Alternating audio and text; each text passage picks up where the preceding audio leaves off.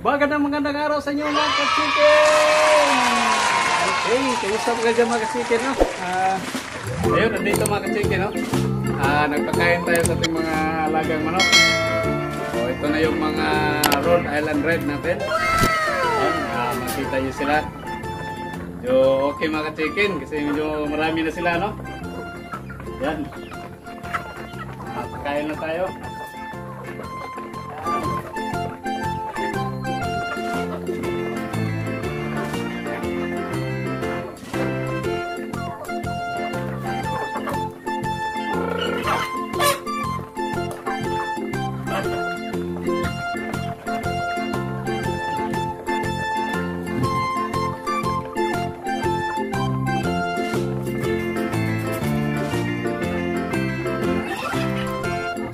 Yan.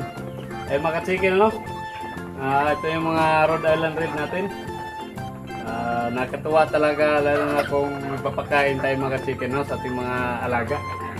Yan. Mga Rhode Island Red. Nakita nyo. So, ayan mga ka-chicken.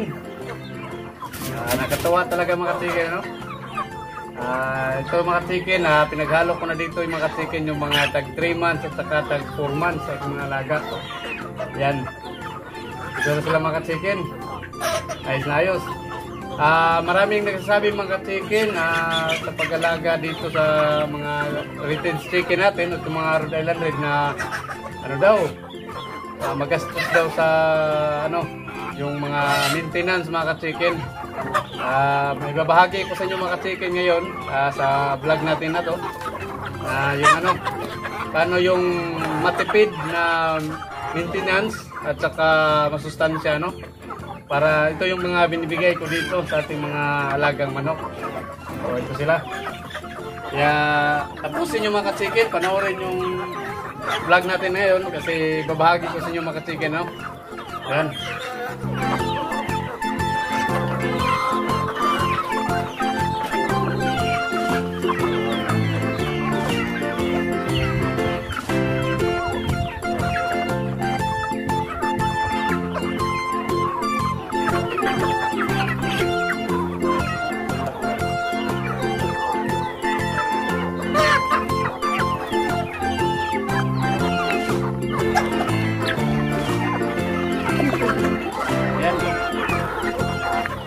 Pansinin nyo dito mga chicken, ay pakita mo natin dito camera una. Itong ano natin, vitamins ko dito, pinaka-maintenance ko dito, yan makita nyo, kulay green yan, kasi yung ginamit ko dyan mga chicken ay malunggay juice. Dahil ito yung ginagamit ko dito na maintenance, ano, na matipid talaga, saka masustansya para sa ating mga alaga. Na sila ay magiging malusog ating Rhode Island Red.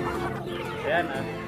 Ito mga ka-chicken, napaka-simple, tipid at masustansyang maintenance ko dito sa aking mga alagang manok na Rhode Island Red. Itong malunggay mga ka-chicken, tinatawag na The Miracle Tree. So ayan, napakaganda nito mga ka-chicken kasi ito ay energy booster para sa ating mga alaga, no? Rich in calcium ito at vitamin C, potassium, vitamin A at saka sa protein na din mga chicken. Napakaganda nitong malunggay. Kung marami kayong tanim na malunggay hindi na kayo gagastos tulad dito sa akin na binibigay ko na maintenance sa kanila, pang ano sa mga sakit, panlaban, vitamina.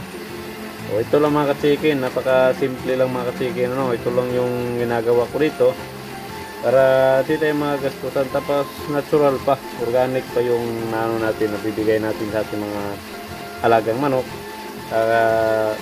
para din sa makakain natin na masustansya at napaka ano lang, mga organic lang yung kinakain talaga natin mga alagang manok.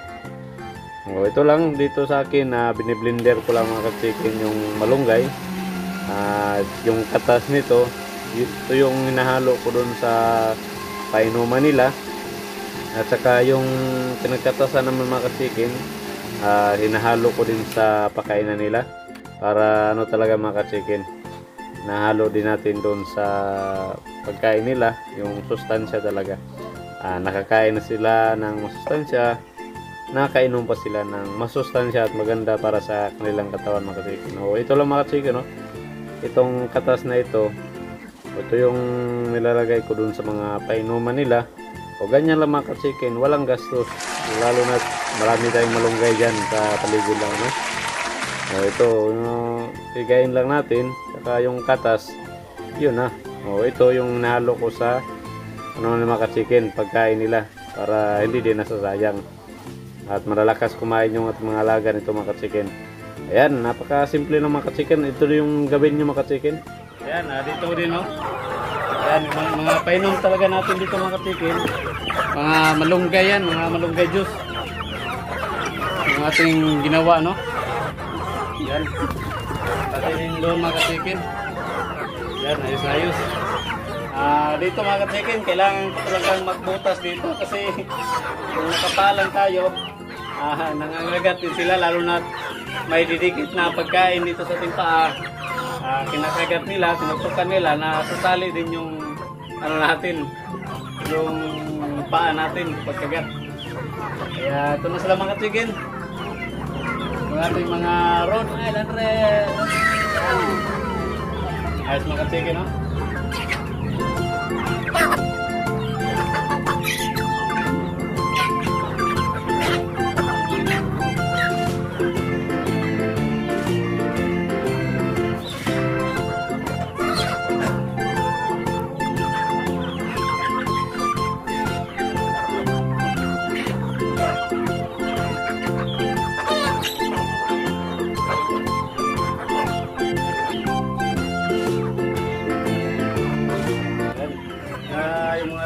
sula natin mga ka-chicken.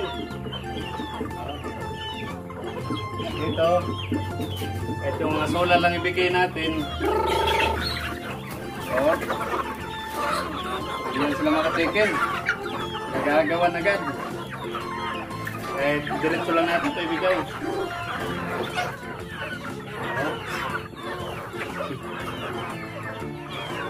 Ubus agad mga ka-chicken, ayos na ayos.